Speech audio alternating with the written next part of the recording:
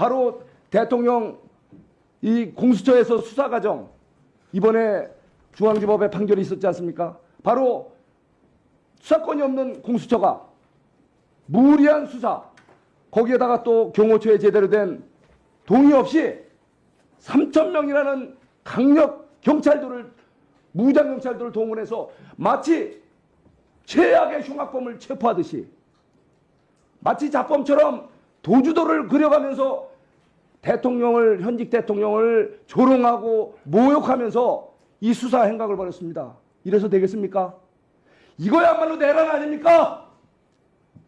지금 내란죄로 대통령을 내란 수개로 몰지만 바로 이것 법사위에서 이 공수처를 수사 압박을 하고 체포하라고 하고 구체적인 지시까지 있지 않습니까? 이것이야말로 내란이 아니고 뭐겠습니까? 바로 이것 법사위에서 야당 의원들에서 내란 조장을 한 거 아닙니까? 자, 공수처장, 저한테 이 물으시는 부분에 겁니까? 대해서 충분히 얘기할 시간을 드릴 테니까 말씀하시고, 우리 대법원, 우리 행정처장 이거에 대해서 한번 말씀 좀 해주세요.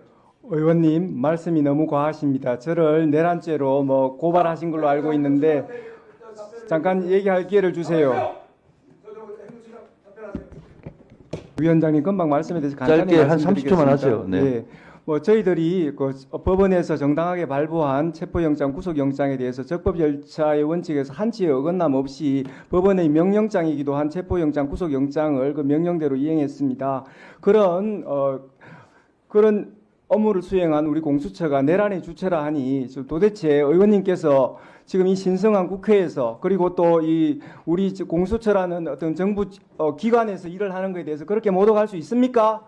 신성한 국회에서 공수처장, 자, 조용히 하세요. 됐어요. 됐어요. 저는 그런 부분들이 문제되고 있고요. 하나만 형사 재판에서 문제가 될 것입니다. 하나만 말씀드리겠습니다. 지금 김용현 피고인 같은 경우에 구금 장소가 서울 동부지법 관할인 동부구치소였습니다. 그래서 그가 뭐 지금 체포되었다고 해서 관할이 자동적으로 생긴다는 것은 그런 부분에 대해서 잘못 알고 하는 말씀이시고, 지금 네, 지금 수사 어쨌든 지금 의원님께서 말씀하시는 지금 관할에 대해서는 예, 그러면은 다음번에는 저한테 그 묻지 않으시는 게 좋겠습니다. 예. 잠깐만요. 저 공수처장님 1분간 답변 못한 거 하세요. 네, 지금 알아서 할게요, 저희들이 뭐 관할이나 수사권에 대해서는 서부지방법원 2025 초기 10결정에 우리 저희들 관련 사건에 대해서 수사권을 가지고 있다는 거하고, 서부법원에 저희들이 관할이 있다는 것에 대해서 법원의 판사님께서 명시적으로 결정문에서 이렇게 하셨습니다. 지금 정치 공세 정도는 모르지만 지금 법사위에서 특히 지금 질문하시는 분이 부장판사까지 하셨고 또 법조인이신데, 지금 서부법원의 관할을 자꾸 문제 삼는 것 자체가 자, 잠깐만요. 그런 부분에 일단 대해서 들어봅시다. 법원이 명시적으로 그 관할에 대해서 결정을 하셨다는 말씀을 다시 한번 드립니다. 자, 공수처장 보고 이 정도 법지식 가지고 공수처장 하는 건 시공비 아니에요? 궁금할 수가 있어요. 자, 법지식 없으면 자, 이렇게 하세요. 잠깐만요. 보석이나 구속 집행 정지에 대해서 즉시 항고로 법원 결정을 무력화하는 것이 다 위헌 판단을 받았습니다. 그런데 구속 취소는 더 엄격한 법원의 판단이 있는 것이기 때문에 당연히 위헌성이 높다는 것이 법조계의 의견입니다. 이 결정 이유 한번 보세요.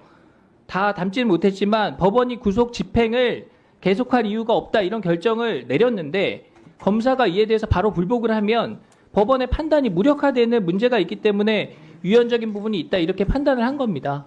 그러니까 보석도 구속 집행 정지도 그런 식의 위헌 판단이 있었으니까 구속 취소는 더 엄격한 법원의 판단이 있는 거니까 당연히 그런 위헌성이 의심된다라는 판단을 검찰에서 했다는 겁니다.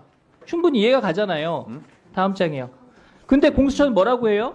체포와 구속을 담당했던 수사기관으로서 구속기간 산정 등과 관련해 상급법원의 판단을 받아보지 못하게 대해서 유감이다. 다음 장 넘겨보시죠. 공수처의 수사 과정의 적법성, 그 다음에 절차적 명확성에 대해서 상당히 의심이 간다. 법원이 이렇게 얘기를 하고 있잖아요. 여기에 대해서는 왜 입장이 없습니까?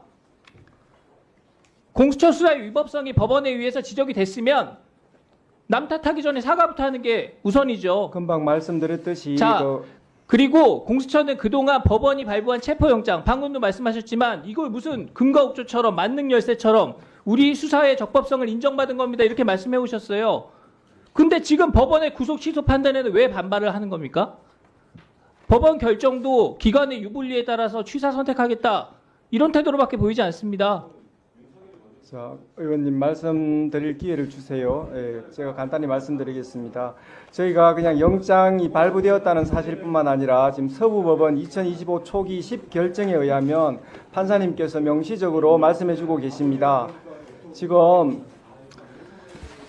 어떻게 자, 써놓고 지금 국민이 계시냐면 공수처를 바라보는 이 차가운 시선을 제대로 확인하시기 바랍니다. 답변할 기회를 안 주시니까 좀 그러네요. 예. 네. 위원장님 아셨습니까? 금방 여러 가지 수사권 관련해서 또 말씀도 나왔고 또 구속 취소에 대한 또 공수처의 기본 입장과 관련해서 한 2분만 말씀하실 기회를 주시면 딱 2분간 좋겠습니다. 그러면 예, 답변하세요. 먼저 구속 취소 결정에 대해서 말씀드리겠습니다. 구속 취소에 관한 형사 25부의 결정을 존중합니다. 그러나 확정된 결정에 대한 평석의 자유는 허락되는 것이라고 사료되므로 이에 관하여 의견을 개진합니다.